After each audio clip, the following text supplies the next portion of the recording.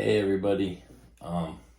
So I got an interesting email from somebody watching the G major theory thing, and they asked if I can do something like that in to simplify it for more of a beginner intermediate guitar player.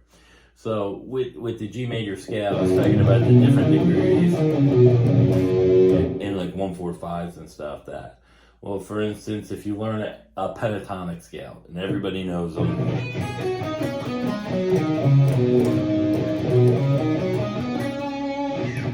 Now if you're just starting out, you learn the scale, and then make sure you know what the notes are. Because, like I said, you can create chords off of those scale notes. So if I add another A, I can invert the chord. That's on the G on the 5. You can play like a regular chord, that's a G. And then you can do like different variations of a G, where you drop that note down.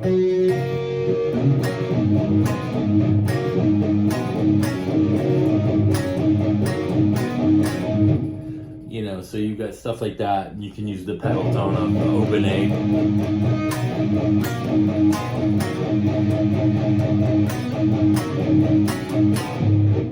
You know, you can do all kinds of stuff like that, which are really cool. And that's the beginning. That's like a very simple way.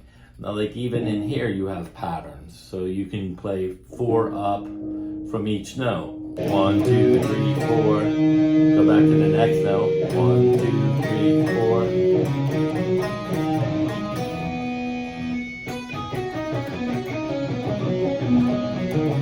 You're just counting, you know, and you can come up with double stops.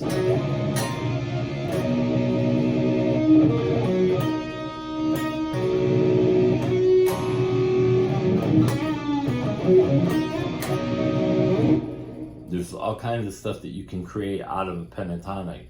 And before, like I said, everybody uses them, and it's good to learn those and throw them in even when you're advanced, because then it breaks up the monotony of a scale and playing fast or just playing scale patterns, you know, like those are 6s. But, you know, to sound non-mechanical, you want to use some of the simpler stuff, like the pentatonic stuff, because it breaks it up. It does. Even the bending, you know, it just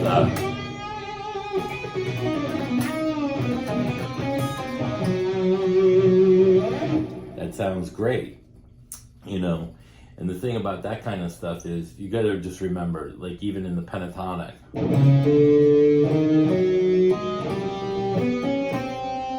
those notes you can use them as passing notes. You just don't want to land on them. You don't want to. It's okay to use it.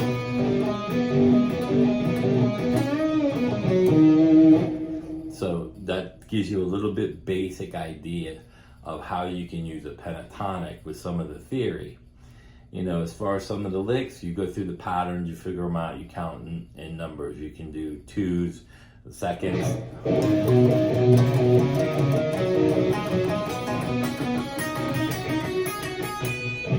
The old Jimmy Page lick.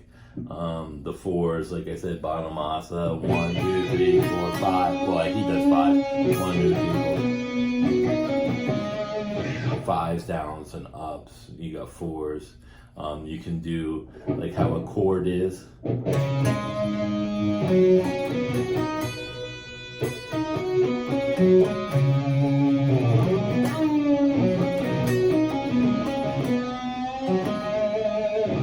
So, you know, that's just like a basic chord, but you're playing at single notes. Jump up to the next string. So there's all kinds of patterns in there that you can actually come up with that are simple. So you can do some slides and little bends if you're just starting out, you know.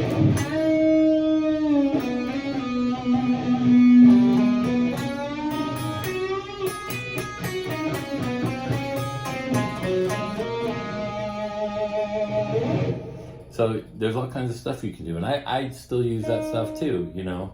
Like I said, I throw it in with the shredding stuff to kind of break everything up, because to me, it just sounds better. That's my personal opinion. But, you know, there's a lot of stuff that you can do inside of pentatonic and just starting off. But again, it's still theory. There's no getting around. If you play one note and it's over a chord, theoretically, it's going to match somehow to the chord, you know, and the only way to know what chords are doing, like I said, you take that pentatonic scale, those are chords within the scale. So what should you do? You should learn the scale first and mess around with the notes in the scale and create chords off of those. When I was at GIT, one of the guys that I got to play with a lot and actually helped me when he came there was Alan Holsworth. And this is where I had learned that you learn all the scales up and down the neck, and he would create chord voicings. And he told me, no matter how dissonant it sounds, like if you're playing the pentatonic here,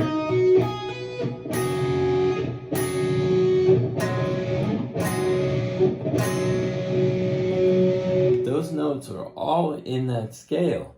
And no matter how dissonant that sounds,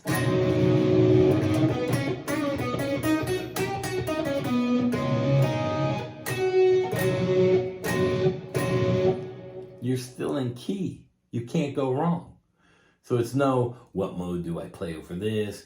You know, G major has one sharp, which is the F, and if I'm in C, that has none. So I can play all these same notes in the G major scale, except this one.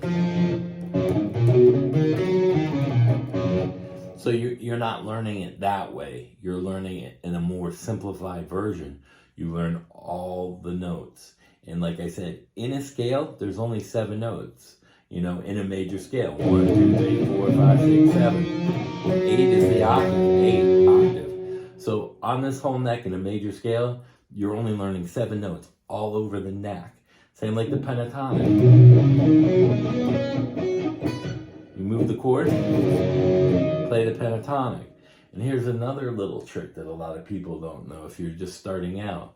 If you play a major chord and you have your third here, and you're playing the full bar chord, that's A major. You take this finger off, and that's A minor.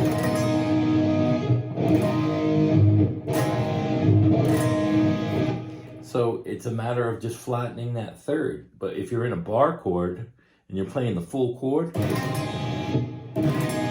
it's all it is taking that one finger off, and it flattens it in the chord automatically. You know, so you get your flat third. So that's like an easy trick for theory. You know, there are some things that are explained more difficult. Oh, you flat this degree of this scale, or flat that. And it's a little bit more advanced playing so that you know where you're at and what you can do and how to resolve or go into a different type of mode or scale. And those are different. Those are cool tricks. But like I said, if you learn these notes and you can play any version of these notes, no matter what you play, no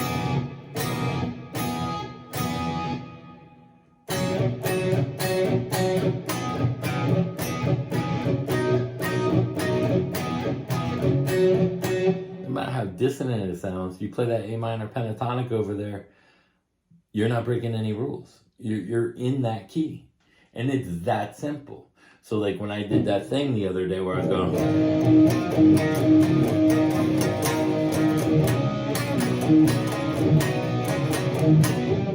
sounds like Kiss.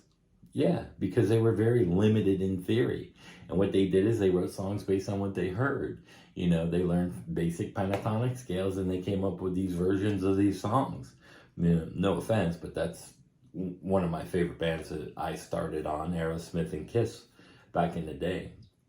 So, you know, there's nothing wrong with that kind of stuff.